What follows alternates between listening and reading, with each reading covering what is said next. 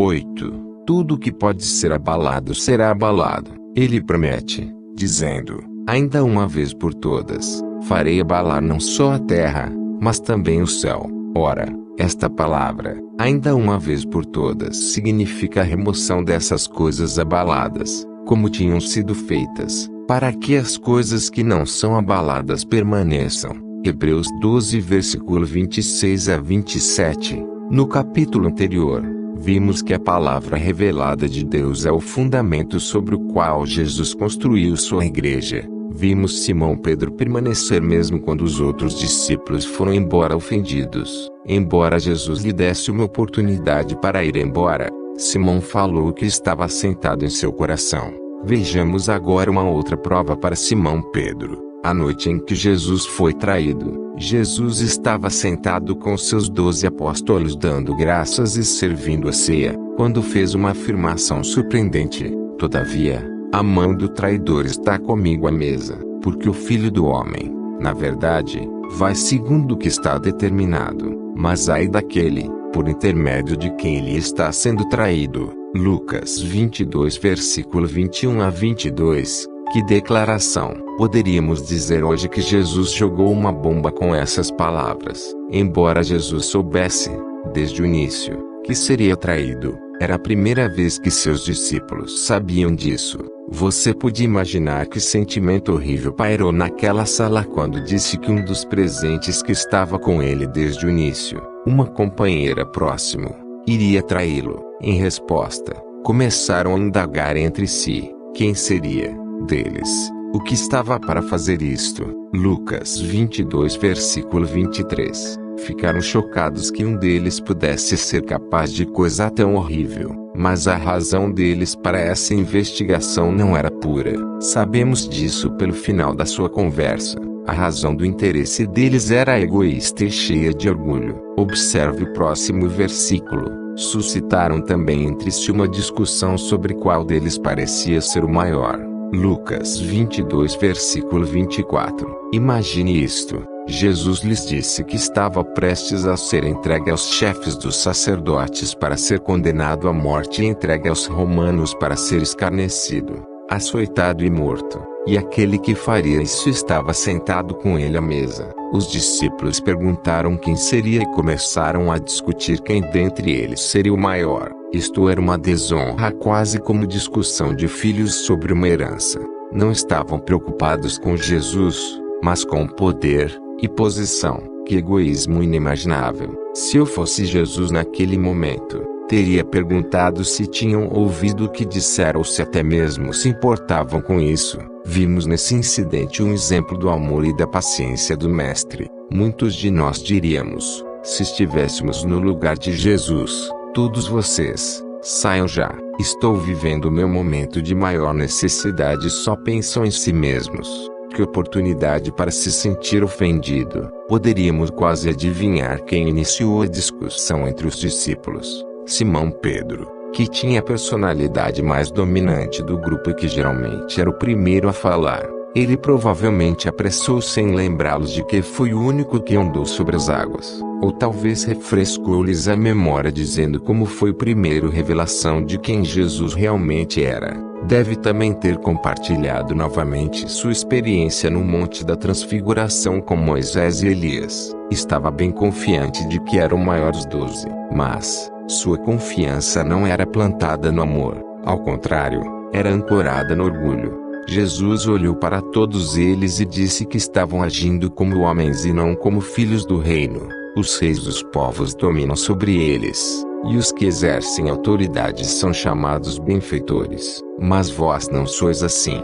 Pelo contrário, o maior entre vós seja como o menor, e aquele que dirige seja como o que serve. Pois qual é o maior? Quem está à mesa ou quem serve? Porventura, não é quem está à mesa? Pois, no meio de vós eu sou como quem serve. Lucas 22 versículo 25 a 27. O propósito de sermos peneirados. Embora Simão Pedro tenha recebido grande revelação de quem Jesus era, ainda não andava no caráter e na humildade de Cristo. Ele estava construindo sua vida e seu ministério em vitórias passadas de orgulho. Paulo nos exorta a sermos prudentes na edificação do fundamento em Cristo. 1 Coríntios 3 versículo 10. Simão Pedro não estava edificando com os materiais necessários ao reino de Deus, mas com determinação e autoconfiança. Embora não tivesse consciência, ainda esperava a transformação do seu caráter. Sua referência advinha da soberba da vida.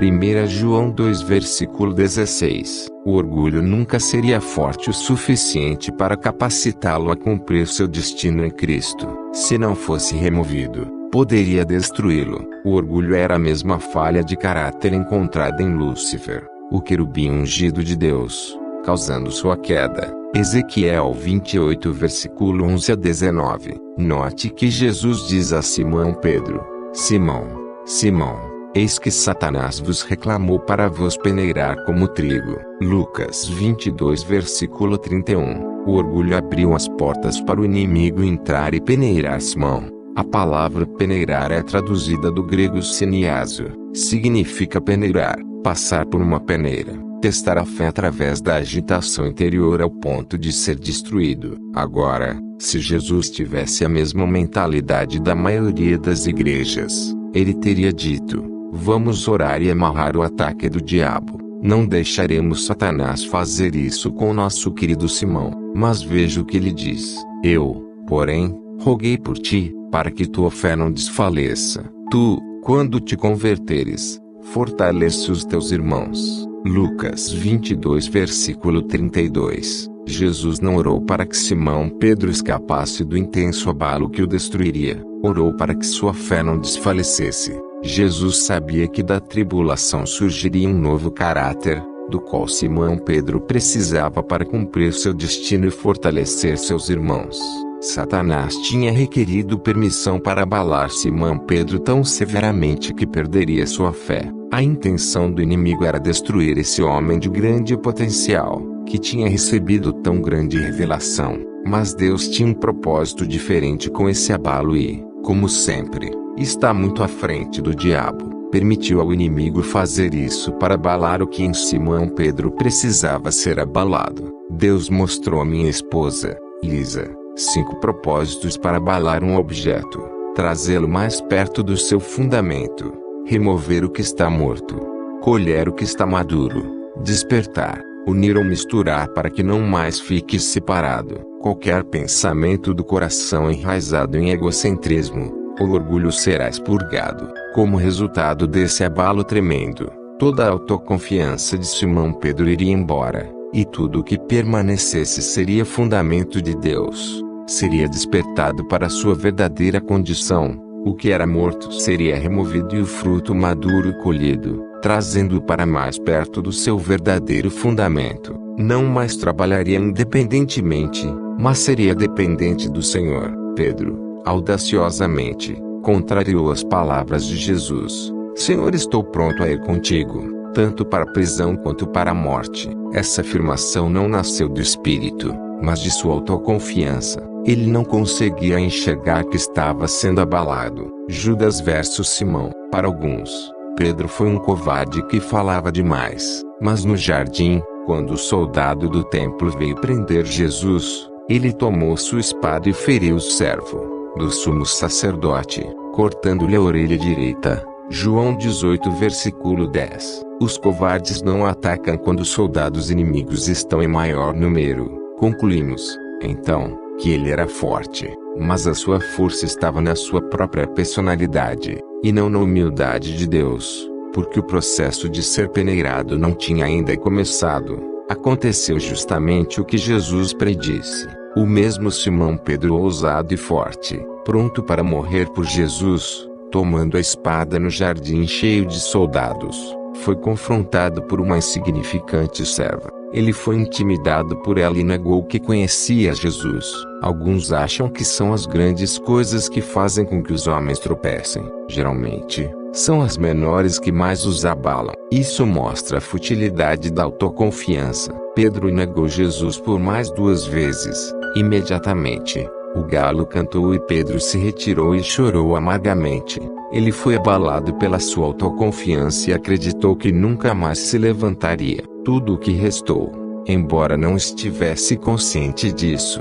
Foi o que Espírito Santo lhe revelara. Inclusive, Simão Pedro e Judas eram parecidos em várias coisas. Ambos rejeitaram Jesus nos últimos dias mais importantes de suas vidas. Mesmo assim, esses dois homens tinham uma diferença fundamental. Judas nunca desejou conhecer Jesus da forma como Simão. Judas não estava fundamentado nele. Parecia que ele amava a Jesus, uma vez que largou tudo para segui-lo, viajar em sua companhia e, até mesmo, sofrer perseguição. Expulsou demônios, curou os enfermos e pregou o Evangelho. Lembre-se de que Jesus enviou os 12 para pregar, curar e libertar, e não só 11. Mas seu sacrifício não vinha do seu amor por Jesus ou da revelação de quem ele era. Judas tinha, desde o início, seus próprios planos. Nunca se arrependeu de seus motivos egoísticos. Seu caráter revelado com a seguinte afirmação: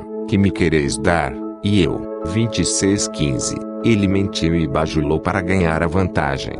Mateus 26 versículo 25. Ele pegou um dinheiro da tesouraria do ministério de Jesus para uso pessoal. João 12 versículo 4 a 6. E por aí vai. Ele nunca conheceu o Senhor mesmo tendo passado 3 anos e meio em sua companhia. Ambos, Pedro e Judas, entristeceram-se pelo que haviam feito. Mas Judas não tinha o mesmo fundamento que Pedro, porque ele nunca teve sede de conhecer Jesus.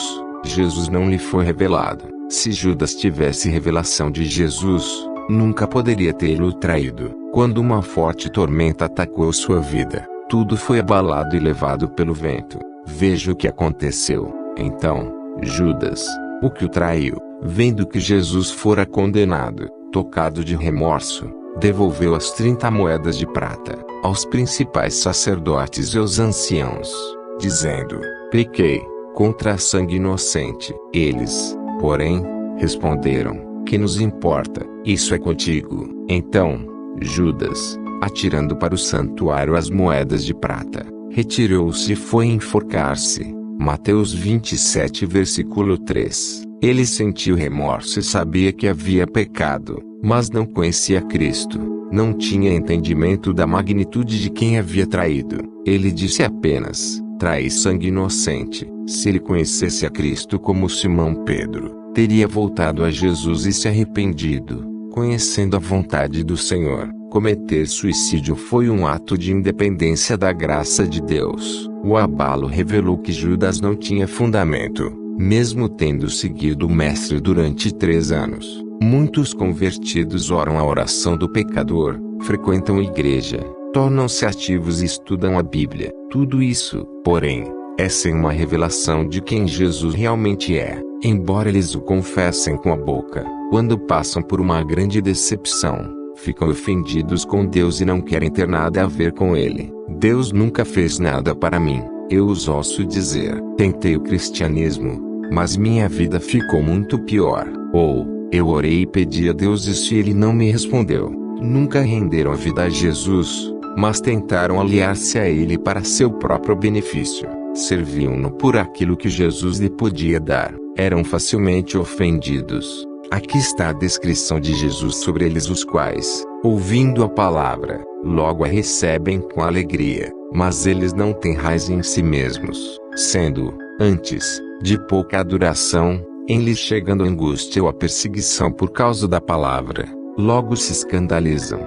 Marcos 4 versículo 16 a 17. Note que ele disse que logo se escandalizariam porque não tinham fundamento. Onde deveremos ter nossas raízes? Encontramos a resposta em Efésios 3 versículo 16 a 18. Devemos estar arraigados e alicerçados em amor. Nosso amor por Deus é nosso fundamento. Jesus disse: ninguém tem maior amor do que este, de dar alguém a própria vida em favor dos seus amigos. João 15 versículo 13. Não podemos dar nossa vida a alguém em quem não confiamos. Não podemos dar nossa vida a Deus a menos que o conheçamos suficientemente para termos confiança nele. Precisamos conhecer e entender a natureza do caráter de Deus. Precisamos ter a certeza de que Ele nunca fará algo para nos machucar. Ele sempre tem em vista o que sabe que é melhor para nós. Talvez, O que para nós parece uma decepção, será para nosso bem, se não perdermos a fé. Deus é amor, não há nenhum egoísmo ou maldade nele. Satanás é aquele que deseja nos destruir. Geralmente, vemos as situações em nossa vida através de lentes de curto alcance. Isso distorce a imagem real. Deus enxerga o aspecto eterno daquilo por que passamos. Se enxergarmos as situações só de nossa perspectiva limitada, duas coisas podem acontecer. Primeiro, no meio do processo purificador de Deus, seremos presa fácil à ofensa, seja ela de Deus ou de seus servos. Segundo, podemos ser facilmente enganados pelo inimigo. Satanás usará algo que pareça correto no momento. Seu grande plano é usar aquilo para nossa destruição ou morte. Quando confiamos em Deus, não somos tirados do cuidado do Pai. Não sucumbiremos à tentação de cuidar de nós mesmos. Dependendo do caráter de Deus, uma forma que Satanás usa para tentar tirar a confiança é distorcendo nossa percepção do seu caráter. Ele fez isso com Eva no jardim quando lhe perguntou: é assim que Deus disse, não comam de toda a árvore do jardim? Gênesis 3 versículo 1. Ele distorceu o mandamento de Deus para atacar o seu caráter. Deus havia dito: de toda a árvore do jardim comerás livremente, mas da árvore do conhecimento do bem e do mal não comerás, pois no dia em que dela comeres, certamente morrerás. Gênesis 2 versículo 16 a 17. Na realidade, a essência do que a serpente estava dizendo a Eva era: Deus está retendo tudo o que é bom para vocês. Mas a ênfase de Deus era: comerás livremente. Exceto, Deus lhes tinha dado o jardim inteiro para aproveitar e todos os frutos para comer, com exceção de um. A serpente distorceu a forma como a mulher via Deus, dizendo: Deus, realmente, não se importa com você. O que será que ele está retendo que é bom para você? Talvez ele não a ame como você pensava. Não deve ser um bom Deus. Ela foi enganada e acreditou nas mentiras sobre o caráter de Deus. Sentiu o desejo de pecar porque a palavra de Deus não era mais vida. E, sim, lei. E a força do pecado é a lei.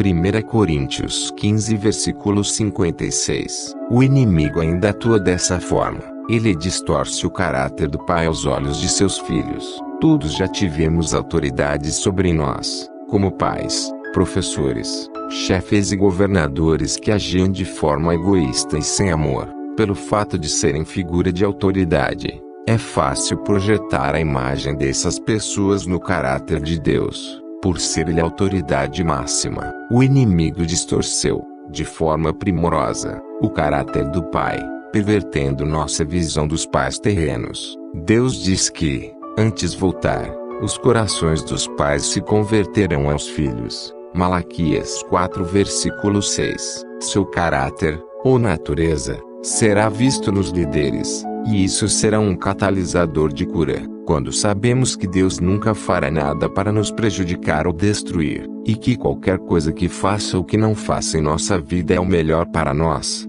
nos renderemos livremente a Ele. Ficaremos felizes de entregar nossa vida ao Mestre. Se já nos entregamos totalmente a Jesus e nosso cuidado está em Suas mãos, não podemos nos sentir ofendidos, porque não nos pertencemos. Aqueles que se sentem magoados e decepcionados são pessoas que se chegaram a Jesus por aquilo que Ele pode oferecer, não pelo que Ele é. Quando temos essa atitude, somos facilmente desapontados. Nosso egocentrismo nos faz ficar míopes. Somos incapazes de ver nossas circunstâncias imediatas através dos olhos da fé. Quando nossa vida foi verdadeiramente dada a Jesus, conhecemos seu caráter e compartilhamos sua alegria. Não podemos ser abalados ou naufragados. É fácil ficar ofendido quando julgamos as coisas por meio de nossas circunstâncias naturais. Não enxergamos através dos olhos do Espírito. Muitas vezes, Deus não me responde da maneira e no tempo que considero absolutamente necessários. Mas, quando analiso cada caso,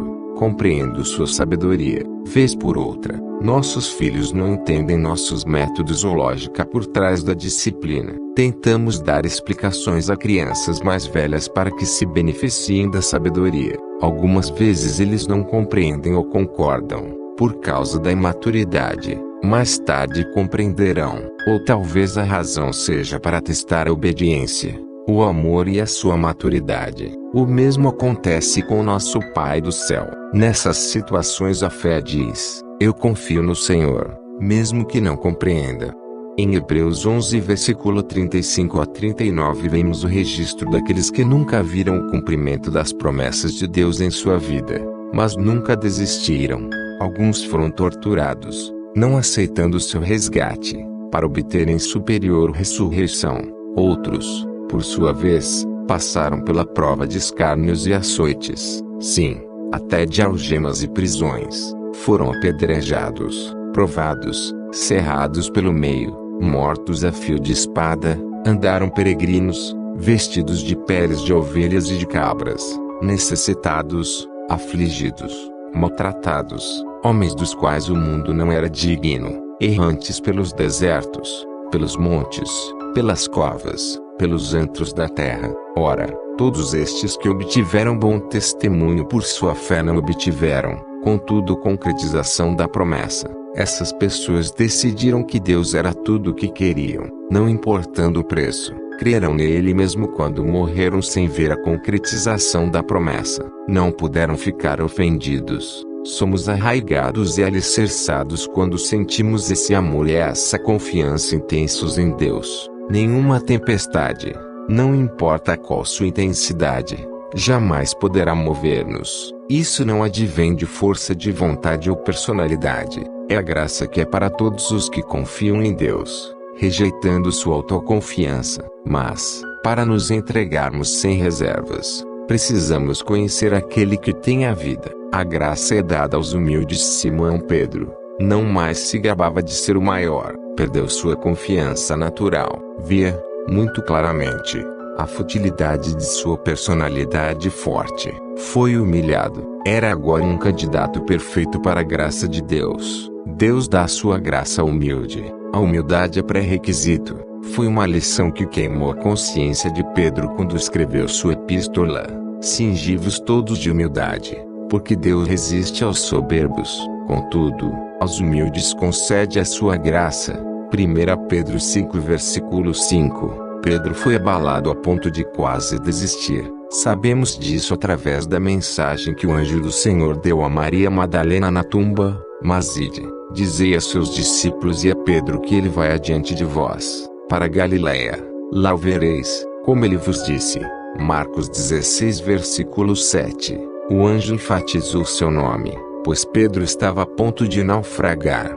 Deus ainda tinha assentado um fundamento nele. Ele não seria removido pelo abalo. E, sim, fortalecido. Jesus não só perdoou Pedro, como o restaurou. Agora que havia sido abalado, ele estava pronto para ser uma das figuras centrais da igreja. Corajosamente, proclamou a ressurreição de Cristo perante os responsáveis por sua crucificação. Enfrentou o conselho, não uma serva insignificante, com grande autoridade e ousadia. Se posicionou diante deles. A história relata que Pedro foi crucificado de cabeça para baixo após anos de fidelidade em servir. Ele insistiu em dizer que era indigno de morrer a mesma morte do Senhor.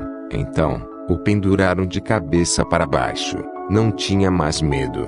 Era uma pedra sentada sobre uma base sólida da rocha. As tribulações desta vida exporão o que está em nosso coração. Mesmo que a ofensa seja contra Deus ou contra outros, as provações nos fazem ficar amargos contra Deus e seus companheiros ou nos fazem ficar mais fortes. Se formos aprovados, nossas raízes ficarão mais profundas, estabilizando-nos e ao nosso futuro. Se formos reprovados, ficamos ofendidos, o que nos leva à corrupção por amargura. Senhor, sou seu servo, porque então, quando eu era pastor, um jovem de 14 anos, que era bem respeitado por seus amigos e líderes, participava da união de jovens. Ele era bom aluno e um grande atleta, zeloso pelas coisas de Deus. Este jovem serviu fielmente e era voluntário em todos os projetos. Saímos em uma viagem missionária na qual ele testemunhava para quase todos que encontrava.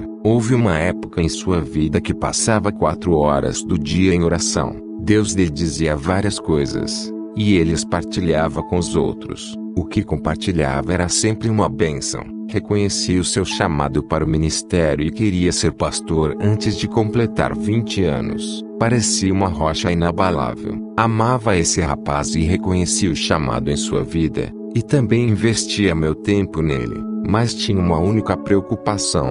Parecia que ele tinha muita confiança em si próprio. Queria dizer-lhe algumas coisas, mas não fui liberado para fazê-lo. Sabia que haveria uma mudança. Ele passou por algumas tempestades, mas mesmo assim permaneceu forte. Algumas vezes, eu questionava meu discernimento quando via resistir a severas provações. Alguns anos se passaram. Ele se mudou e eu comecei a viajar em tempo integral, mas ainda mantínhamos contato. Eu sabia que ele ainda passaria por um processo no qual seria moldado. Uma vez que isso aconteceria, não fazia ideia de que poderia ser, mas percebia que seria necessário para que o seu futuro se concretizasse. Esse seria um processo semelhante ao da peneira pela qual Pedro passou. Quando esse rapaz tinha 18 anos, seu pai teve câncer. Ele e sua mãe jejuavam e oravam, crendo que seu pai seria curado. Outros amigos se uniram a eles. Alguns meses antes, seu pai tinha entregado a vida a Jesus.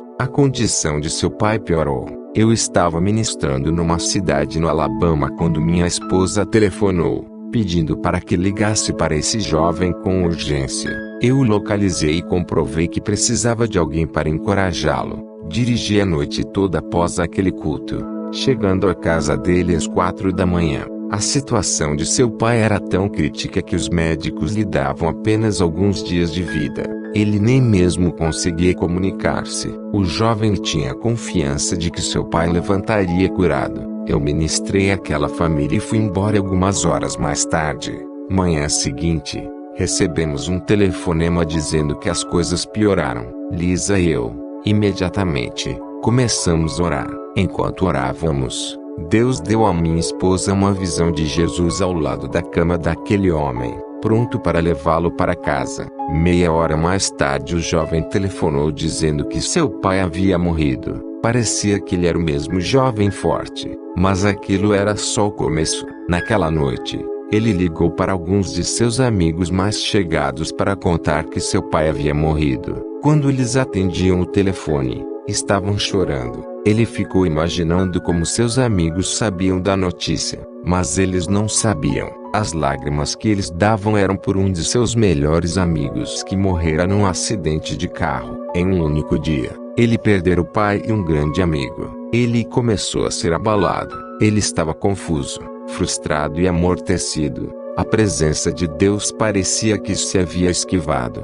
Um mês mais tarde, enquanto dirigia para casa, esse jovem deparou com um acidente que acabara de acontecer. Ele tinha treinamento em primeiros socorros, por isso parou o carro. Todos os envolvidos no acidente eram amigos chegados. 2 morreram em seus braços enquanto ele tentava ajudar. Meu jovem amigo chegou ao limite. Ele passou 3 horas no mato orando e clamando a Deus. Onde está o Senhor? O Senhor disse que seria o Consolador e não tenho nenhum consolo. Parecia que Deus lhe havia virado as costas. Mas essa era, de fato, a primeira vez que sua própria força falhara. Ele ficou com raiva de Deus. Por que ele permitiu isso? Não estava com raiva do pastor, de sua família ou de mim. Sua ofensa era contra Deus. Estava sendo consumido pela frustração. Deus não se manifestara na hora de maior necessidade. Senhor, sou seu servo e abandonei muitas coisas para segui-lo.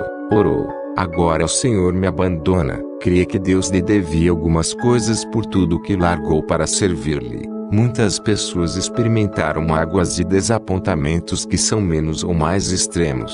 Muitos se sentem ofendidos pelo Senhor. Creem que Deus deve levar em consideração tudo o que fizeram por Ele. Estão servindo a Deus pelas razões erradas. Não devemos servir ao Senhor por aquilo que Ele pode fazer, mas por quem Ele é, ou pelo que já fez por nós. Aqueles que ficam ofendidos não entendem completamente a grande dívida que Ele já pagou para nos libertar. Esqueceram de que tipo de morte foram libertos. Enxergam através de olhos naturais. e não espirituais. Esse jovem parou de ir à igreja e começou a andar com a turma errada, frequentando bares e festas. Em sua frustração, não queria ter nada a ver com as coisas do Senhor. Queria evitar qualquer contato com Deus. Não conseguiu manter esse estilo de vida por mais de 2 semanas, porque seu coração estava completamente convencido. Mas, mesmo assim, recusou a chegar-se ao Senhor durante 6 meses. Naquela época, os céus pareciam de bronze. A presença do Senhor parecia não ser encontrada em nenhum lugar. Mais de 1 ano se passou. Através de vários incidentes, ele viu que Deus ainda atuava em sua vida. Achegou-se a Deus, mas viu que agora era diferente. Veio humildemente. Após essa fase de tribulação, o Senhor lhe mostrou como nunca o havia abandonado. À medida que sua vida espiritual ia sendo restaurada, ele aprendia a colocar sua confiança em Deus e não em sua própria força. Continuei em contato com ele. 1 ano e meio mais tarde, contou que via coisas nele mesmo que não sabia que estavam lá. Eu era um homem sem caráter e superficial em meus relacionamentos. Fui criado pelo meu pai para ser forte exteriormente, um homem de sucesso. Nunca poderia desenvolver-me como Deus gostaria. Sou grato ao Senhor por não me ter deixado nessa condição. Mas o que mais pesava em meu coração não era correr de bar para beber. Foi o fato de ter dado as costas ao Espírito Santo. Minha comunhão com Ele está mais doce do que nunca agora. Esta vida foi muito abalada. A autoconfiança foi eliminada. Esse jovem tinha o mesmo fundamento que Simão Pedro, e ele não poderia ser-lhe tirado.